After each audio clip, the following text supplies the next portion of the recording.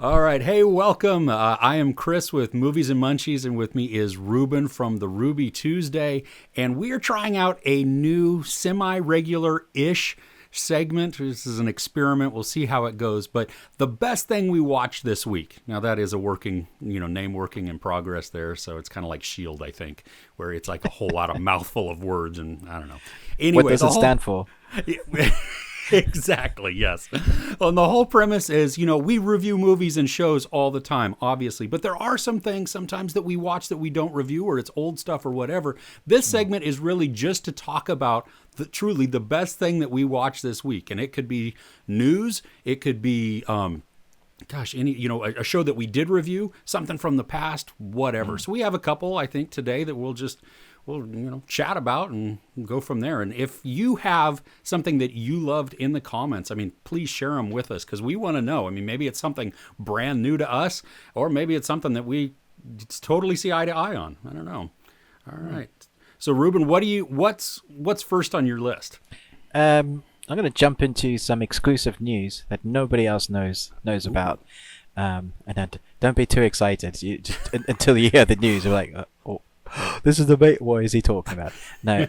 So I know someone. I can't say who because I don't want to get him or her or they in trouble. But basically, they've worked on the latest Batman film, and so I was chatting to him about what that entailed, and was there any information that he could give us. And basically he said, well, the shoots ran long, really long, and some of the takes they had to do many times over. So there's this running kind of algorithm for films that basically says how many hundreds of hours a film is been filmed with. So at the end of the shoot, like if you've got 200 or 300 hours to edit, you've got a fairly long film, and poor editors got so much to go through of.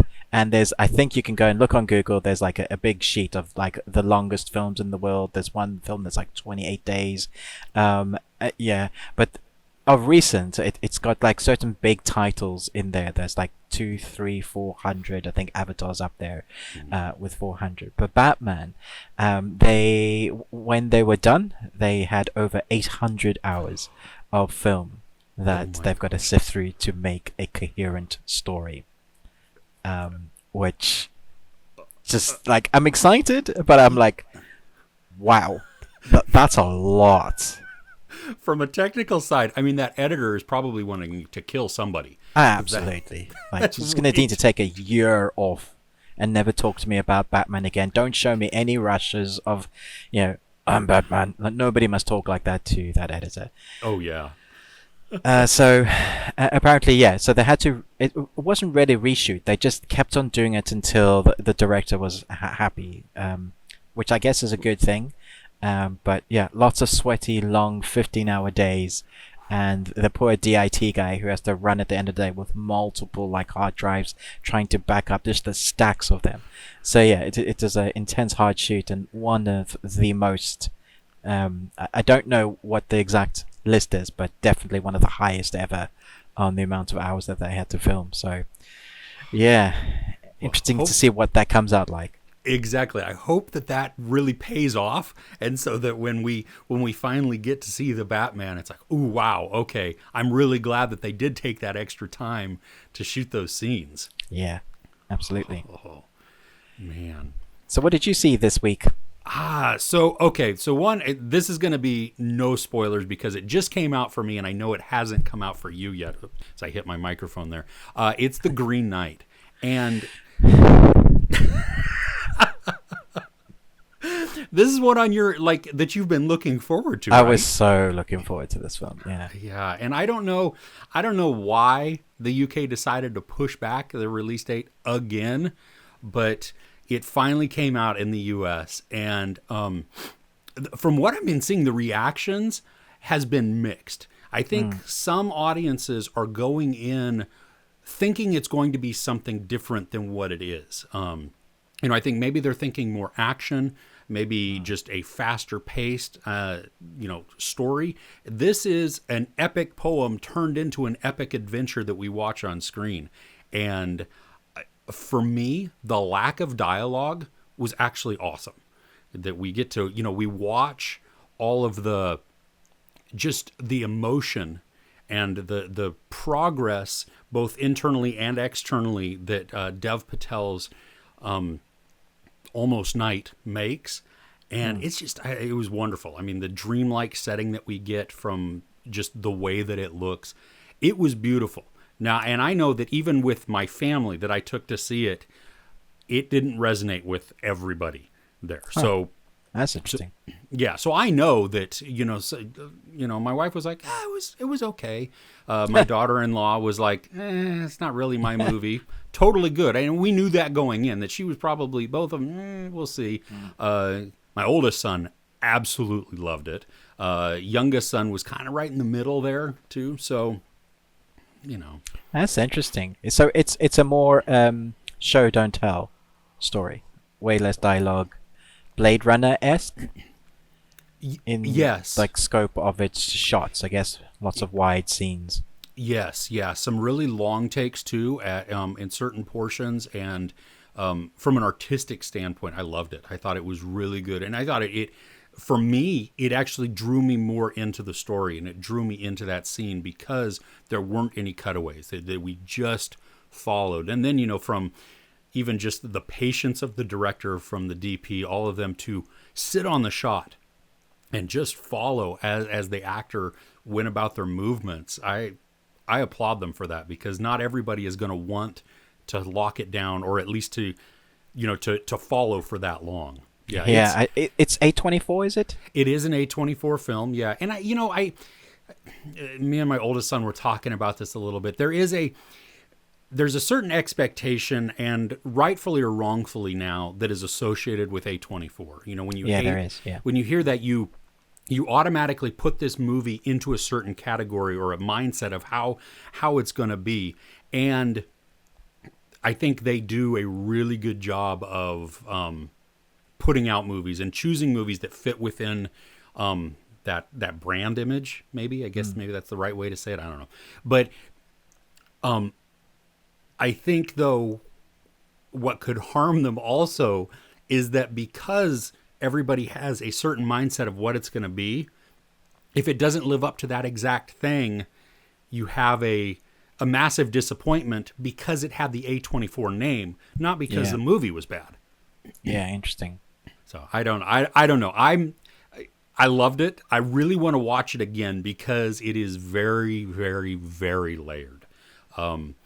The more that we discussed the movie, I mean, the more excited I got about it as we were just talking about it at home, and all the little nuances and, well, what about this? What did this mean? What did you think the ending was? And, then comparing that with the poem, because at the very beginning of the movie, it tells us that this is an epic retelling, that it's a retelling of the story. So it lets us know right off the bat that they might change some things. And I'm not an English major. I didn't, not a literature person, so it didn't bother me. My wife, who has her degree in English literature, is like all geeked out to read it. She's got a new translation of it, and she's that's like, it's side by side. It's like the original and maybe a newer, I don't know. But yeah, she's really excited to read it, and then she'll let me know also how did it compare with what we actually saw on screen. Yeah, I can't wait to see it when it finally comes out here, but who knows when. They haven't given a release date yet, huh? No. Oh, that's unfortunate. All right. Well, let's see. Okay, tell me your next one. What did you see? Well, you're doing the big Green Knight one, so I thought I'd do Suicide Squad because we got that early for a week for some reason. I don't know why they just don't put things out together at the same time, but studios obviously sit down in rooms and say they pick numbers out of a hat and go, here you go. That's exactly how they do it, right? Exactly. Yes. It seems like that. Yes. So Suicide Squad. Most of the critic response seems to be, at least on Rotten Tomatoes, really good. But in my circles, I've seen actually quite a mixed reflection of this, especially the older ones older critiques that I respect. There's one guy named Mark Kermode that here in the UK, he's like very well respected, and he basically just moans about in his review the entire way. I was so taken back, because when I came out of the film, it was my son's. He's 16 now, and it was his first 15 that he got to see. So it was like a big deal. It was like, oh, age-restricted film, cool. And we both walked out with massive smiles on our face. I think that's probably the best thing I could say about it, is that it's a classic popcorn blockbuster film that's definitely warrants seeing at the cinema. And then James Gunn does what James Gunn does so well with characters. If you take Guardians of the Galaxy, where you have those big action set pieces, but then he just messes with the characters a bit, where he shows you a bit about their background and their story. So you get to those action sequences where in some other action sequences or other films you're like, meh, it looks cool, but I'm not, I could mention Black Widow. You're like, I liked it, but I wasn't like massively emotionally engaged. With this, somehow he's managed to do a balance, I think. So it feels somewhat stop and start, because it starts off with a big premise, big action, sets you up with, okay, so nobody's really safe, so you're immediately like on your edge of your seat. It's like, I don't know if any of my characters that I want to survive are going to survive. And then it gives you background story, and then it goes into an action sequence, and then it goes background story. It kind of does that, but by the time you get to the end, you're like, now I know why he's done that, because I'm really worried for the characters that are left on screen. And it's like, And then, have you seen a trailer? I have seen 2. I saw the very first teaser trailer, and then I saw like the one that I think they called it Rain. Something like that. Right. Did you see the villain? Like the is supposed... that Capaldi? Peter. Yeah. So he's a part of the villain. But there's in the main trailer. There's Stario. Have you seen that? Is there something like really large and luminous? Large, in the like starfish. Yeah. Yeah. And so that's the main villain. So the story is really basic. Send in your villains to go and save the day, because a big bad entity is going to destroy Earth or be really bad for Earth, and that's it. So you could think, well, what more is there to this film? But it's those dialogue lines that a Gunn has so well shaped, that's between comedy and emotionality, that just balances out. I mean, Sylvester Stallone as a shark is like the best thing I've seen for so long. He's almost immortal shark, but he is a teddy bear on the inside. Like, he just wants a buddy. There is a weasel that, is one line of dialogue. He's not dangerous at all, except for the 24 kids he's eaten. There's little bits of things that just crop up that make it so much better. This guy's been in jail for almost killing Superman. You're like, what, really? Oh, okay. So it's just, he's obviously spent a lot of time and work on the script so that the visuals match up to it. The thing I loved most about it, apart from Margot Robbie, who steals the film again, is the practical sets. So there's a lot of visual effects, which there would obviously have to be. But if you go and watch some of the featurettes, the visual sets they built a beach with a wave machine to make it look like the ocean, and then built palm trees to make it look like a forest. And that was day one for Margot Robbie on set. She was like, I'm in a war zone and they've created everything. And then you see Idris Elba talking about how they created this machine so you can drop from level to level to level to level. And he was like, this is all real. It's like I'm a kid. When you play the superhero and you're diving down into like earthquakes, and said I got to be that, so it was easy for them to do that. It's just a wild ride. I really want to watch it again. So in case you didn't catch, I was really excited, and I'm excited to talk about it. So you didn't like this one at all? No, right? That's okay. No, it was awful. I am super excited to see. I get to see it at a media screening on Tuesday night. This coming up. Yeah. So I hope you enjoyed as much as I did, because some people have gone, because it's very gory, it's very tongue-in-cheek, it knows exactly what it wants to be, James Gunn has a lot of fun poking at his friends that are in the film as well. So he's just basically grabbed a whole bunch of people that you will recognize him having worked with before, and then he just does stuff with them, and you're like, oh, okay.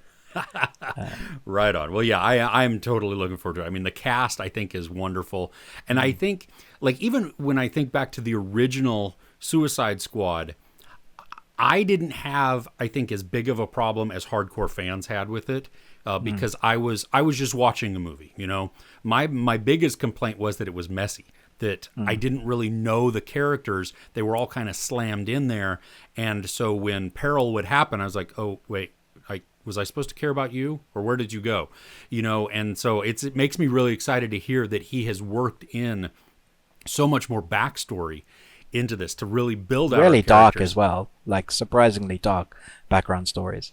Cool. Well, and I mean, I'm there to have a good time. I want a good superhero movie, snarky, for at least from what I get from the trailers. I mean, this is not, this isn't the Avengers where they're all nice and proper and everything. This is Like they're bad guys. Yeah. They're dirty cousins who,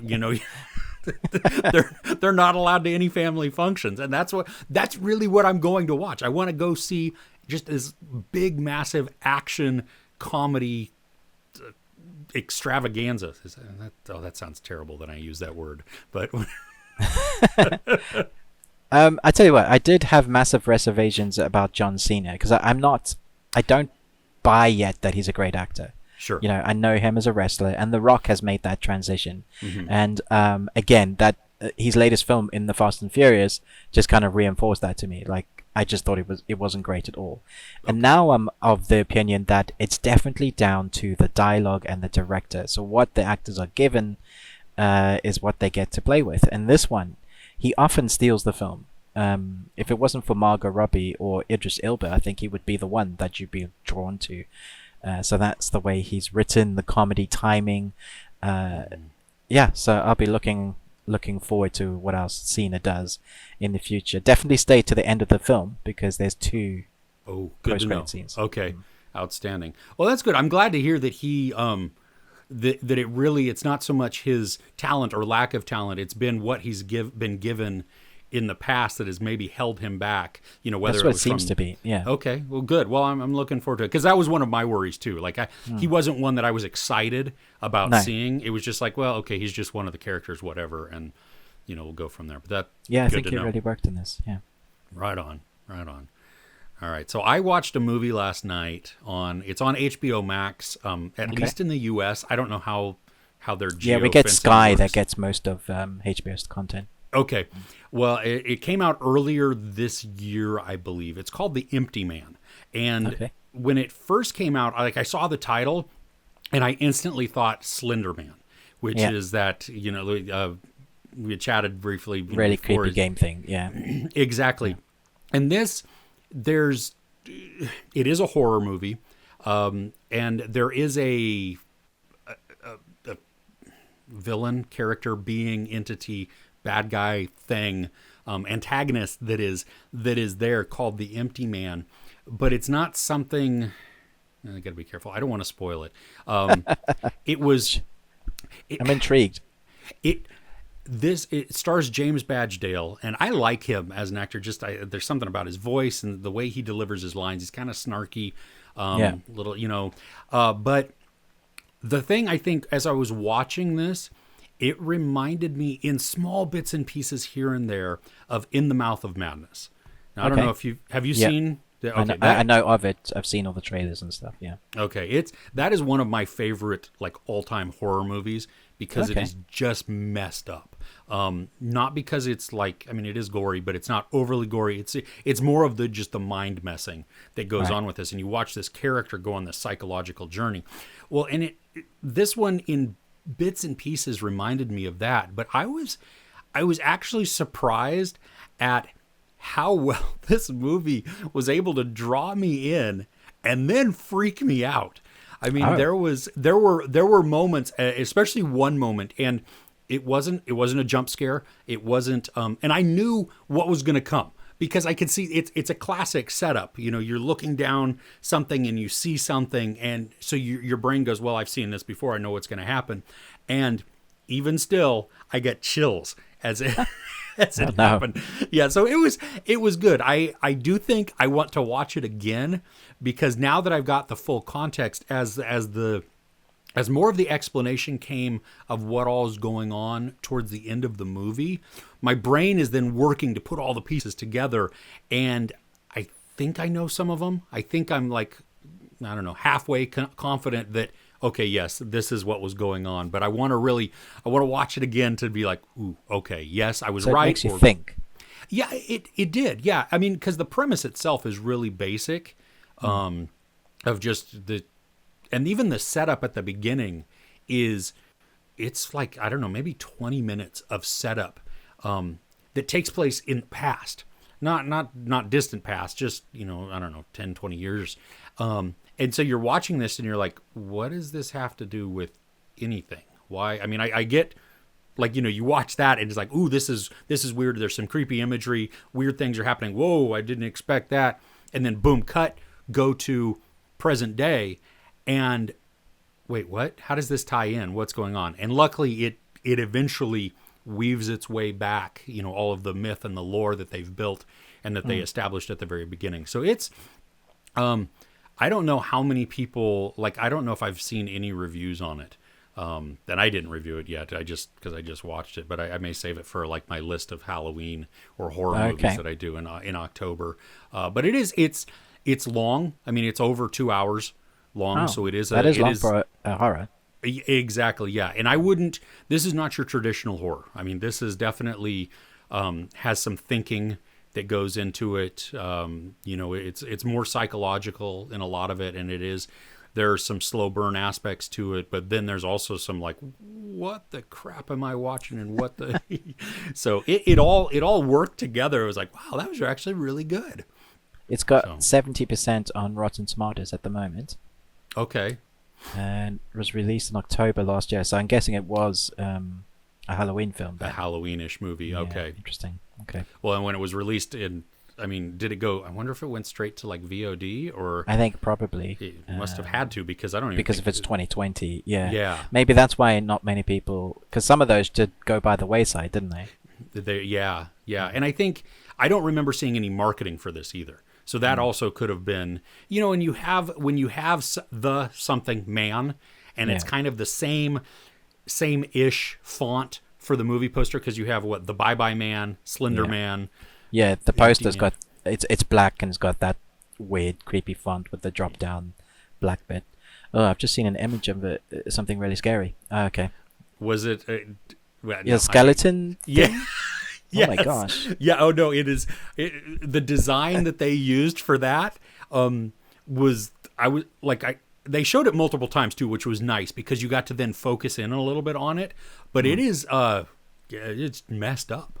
I'm kind of intrigued, but also really scared. I don't do too well with the really scary films. Midsummer messed me up, man. Okay. Yeah. I was like, that was intense, psychological kind of. Yeah, totally. Yeah. Yes. Yeah. This one, I probably wouldn't put it in the same category ish. If it's just horror, supernatural stuff, then I can probably deal with that. Yeah. The Exorcist made me laugh. So. Okay. Yeah. It's probably more. I would put it more in that. Going away from Midsummer, right? Some, but I don't know. Let me know when you check it out. If you check it out, I'll check it out. I'll let you know. I'll do a review and say, Chris from Movies and Munchies, what was he playing at? I haven't been able to sleep since. Yeah.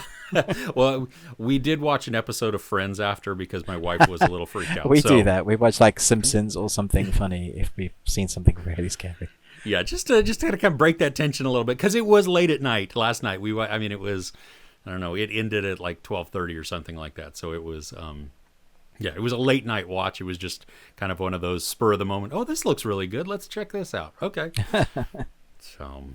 Wow. All right. Okay. Yeah, that's an interesting one. What else is on your list? Yeah, so I was going to talk about Bartovik, but I remembered I watched something else. So I think I'll swap it out for. This is an interesting one because it was a comment on one of my reviews saying, "Hey Ruben, did you know this film has come out on Netflix today?" And I was like, "What is this?" And they sent me a message. Apparently, it's an Indian film that was meant to release this Friday, so just yesterday, but it got leaked online, so Netflix put it out a few days earlier, and so it's not a Netflix original, but it's a Netflix film. If that makes sense, because they buy the rights to screen it, and then they put their name on it, and so it's called Mimi. It's an Indian film. It's basically about a dancer an Indian dancer, like a Bollywood sort of dancing. She wants to go to their version of Hollywood and become an actress and a dancer. That's her big dream. She's obsessed with it. But she needs a lot of money, lakhs as they call it. She needs quite a bit. And there's this American couple that are wanting to surrogate a family. So they need a surrogate woman to carry their child because they can't have a child. Mm-hmm. And so Mimi ends up being the surrogate, so they're going to pay her a lot of money, and so she can get the money and go to see her dreams. And so the story is basically about Mimi being pregnant and this couple deciding they no longer want the child because there's something wrong with the child, according to the doctor. And so it has a really weird balance of comedy, like the sort of tongue-in-cheek, even with the music that these Indian films tend to do sometimes. It goes, and there's in this background. And it would have annoyed me if it didn't work. Like, when it was funny, it was actually really funny because the emotional side was there to it. Because I really hated the American couple. Like, I was like, I don't know if I want to watch this anymore, because maybe when you have kids, so when other kids are like kind of being harmed, you're invested much more easily. But the story, it feels like almost Lord of the Rings: Return of the King. When it ends, it feels like it has 3 different endings. And I looked through the film and I thought, oh, it's ending now, right? And it was 45 minutes left on the film still. I was like, where is this going? And then it basically takes another whole turn, and you see kind of the child's life and a bit of the story afterwards. It's almost three I guess main arcs in one film, but it's solidly filmed, it's solidly acted, and it was just one that I would have not even heard of it. It wouldn't have come up on my search, and I don't see Netflix promoting it at all anywhere. There is a trailer for it, but yeah, it's a really interesting one. There's one musical number. It's not a Bollywood film as such, but there's a musical number when you see Mimi dancing, and it's live, so it's not like it turns into a music video like you get in Bollywood films. Sure. Yeah, so it was a really interesting mix. I didn't even remember that I was reading, if that makes sense. So you're reading the subtitles, and for the most part, you're like, yeah, occasionally reading, but I got so emotionally involved because I was hating the American couple that like, oh, there's something wrong with the baby, it might have a defect, I'm out of here. And I was like, yeah, so interesting one, Mimi on Netflix. Okay, well, cool. I'm gonna have to look for that one, because I have over the last several months dipped my toes into the Indian films and Bollywood, and some of them I've really enjoyed. And I do notice that on 1 or 2 of them where it has felt like it was ending, like it was wrapping up, and then we continue on, and it has a whole nother arc to it. And so knowing that going in, I think that's good. Yeah, you tend to like, let's make tea. No, we're still going. Okay.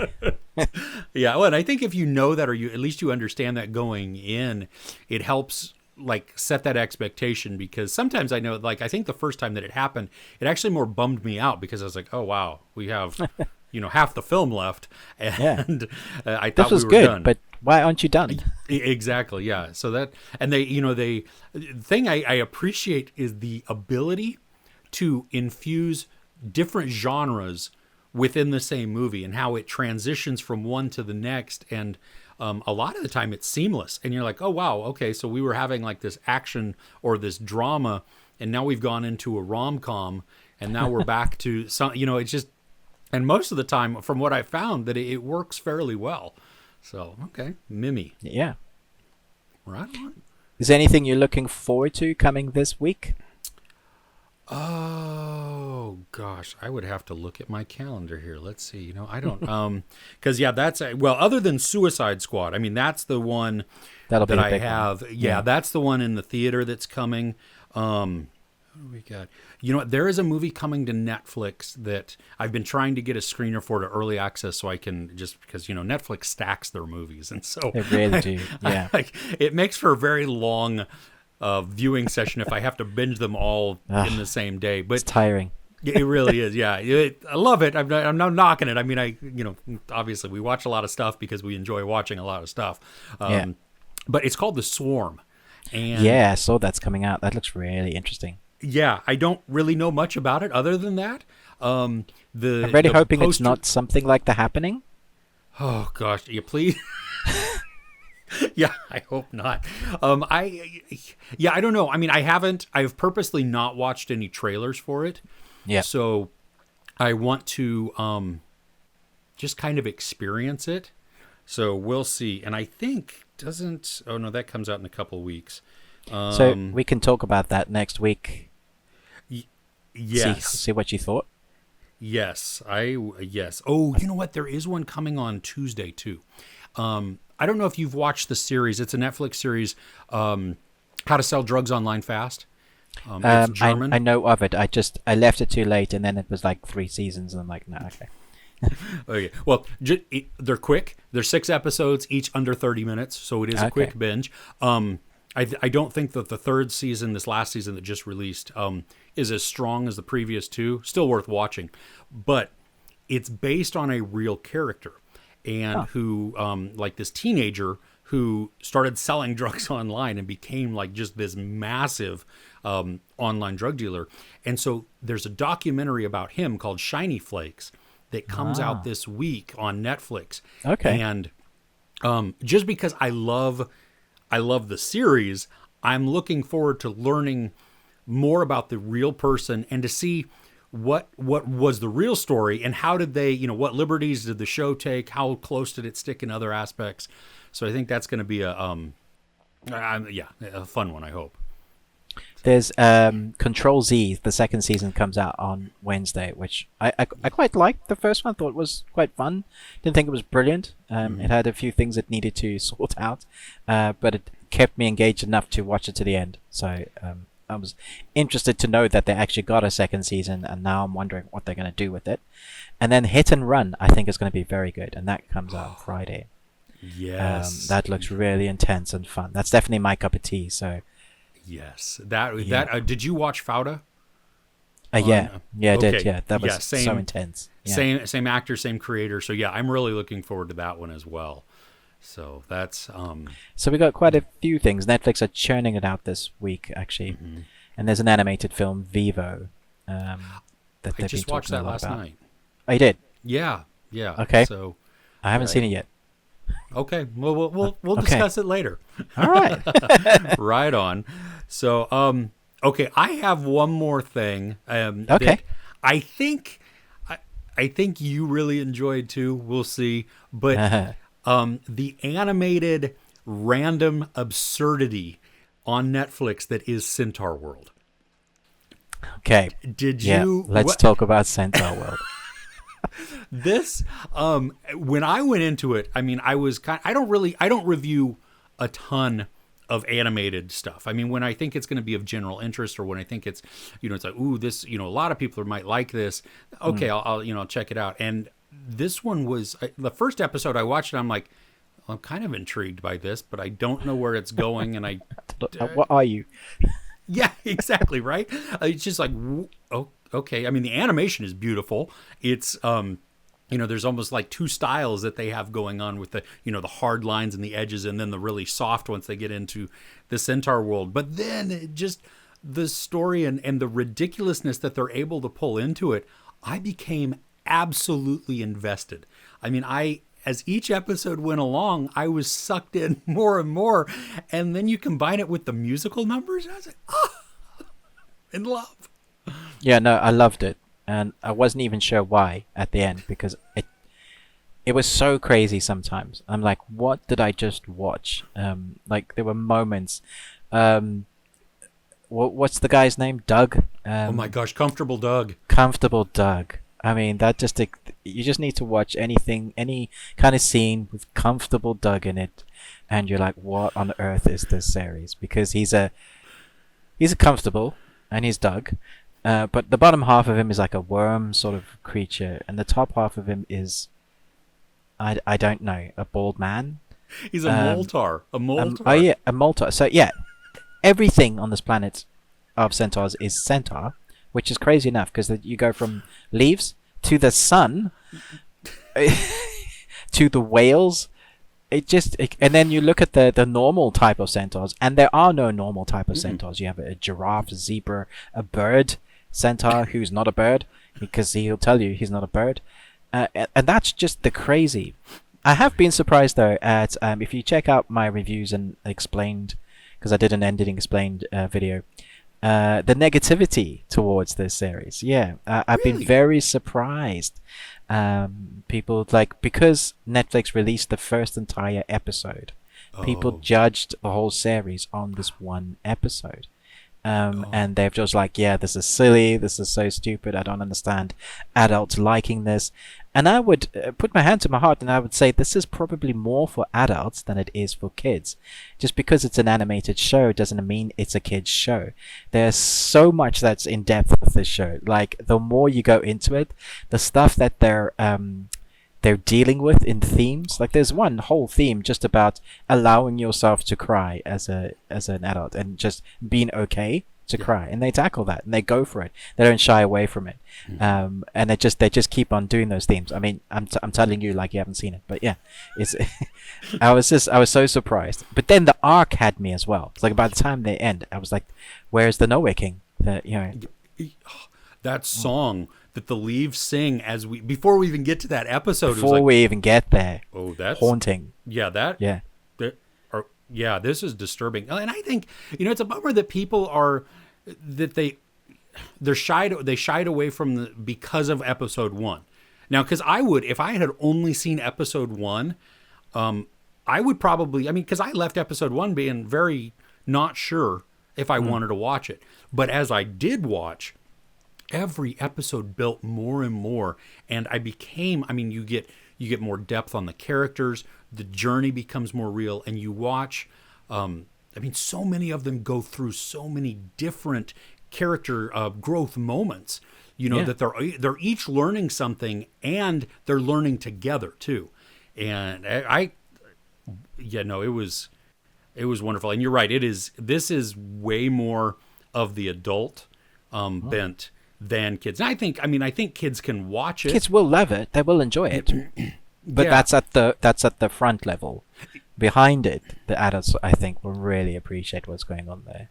Exactly. Yeah, there was one moment, and I think it may have been in the first episode or the second episode, and it was like one little line, but Glendale, the deer tar who has the portal thing in her stomach, and she's just a kleptomaniac, and I think she said something like, stealing makes me feel warm and fuzzy, or taking things makes me feel warm and fuzzy. And my wife was like, "What?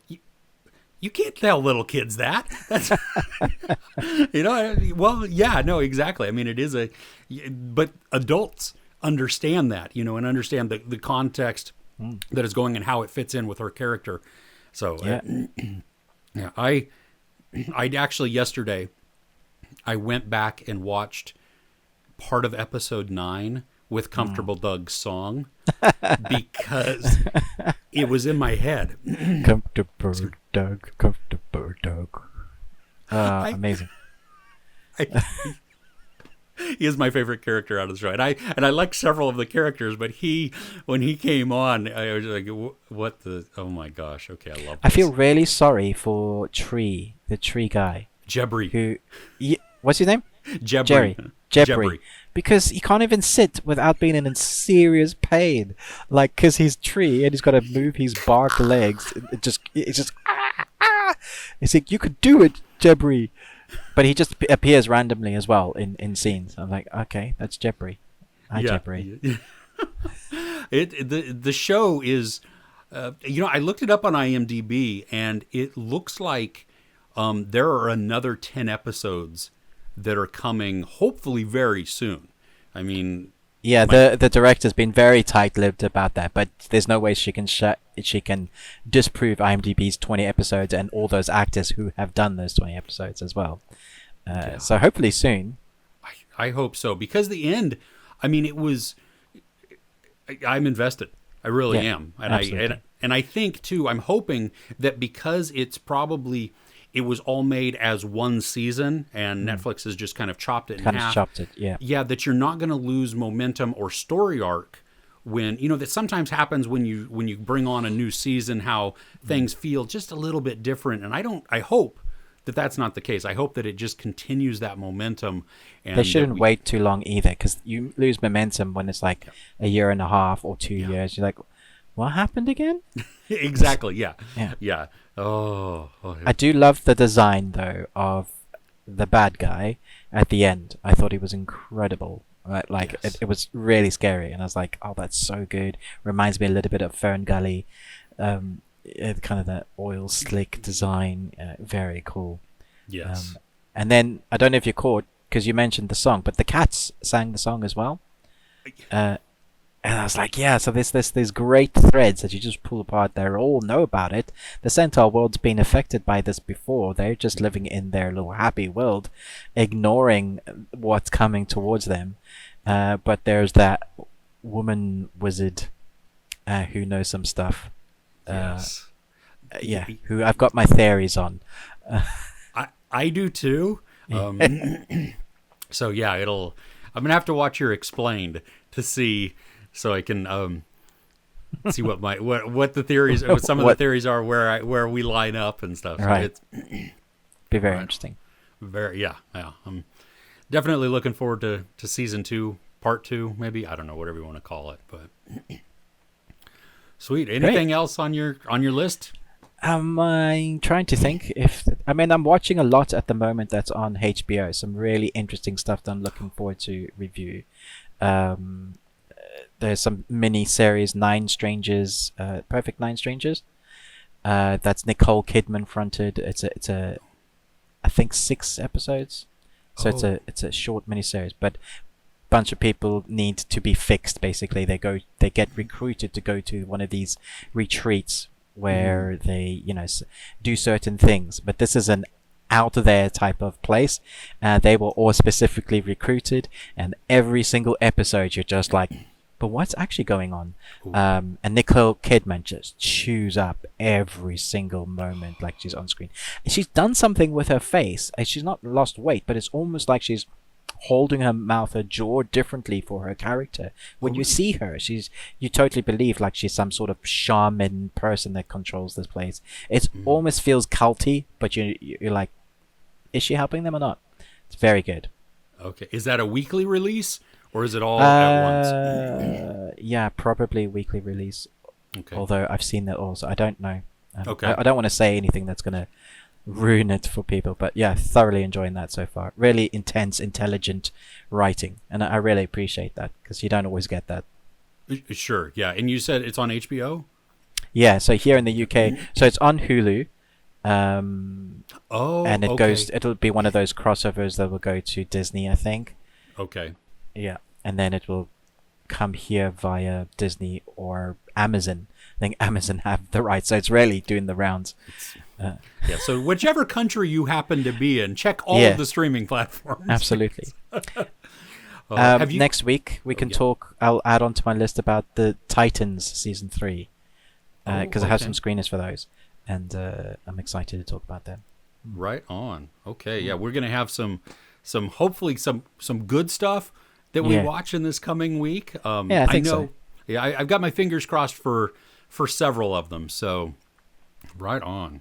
Okay, Awesome. Well, hopefully everybody, you have enjoyed the best thing we watched this week. I mean, like we said, it's a semi-regular, hopefully, maybe even regular collaboration that Ruben and I will do. And just, let us know in the comments, as always, what is the best thing you watched this week? What stood out to you?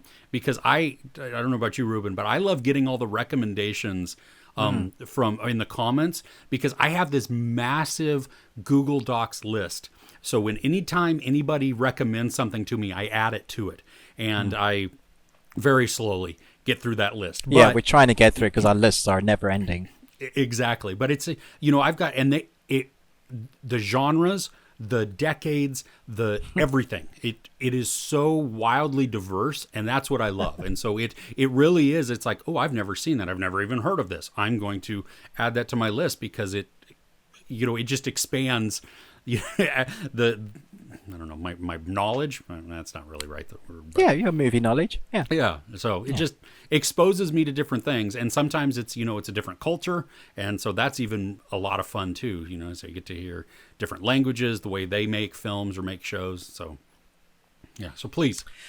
Sure. Yeah, did you know that one time I saw Jean-Claude Van Damme doing a handstand while high on drugs?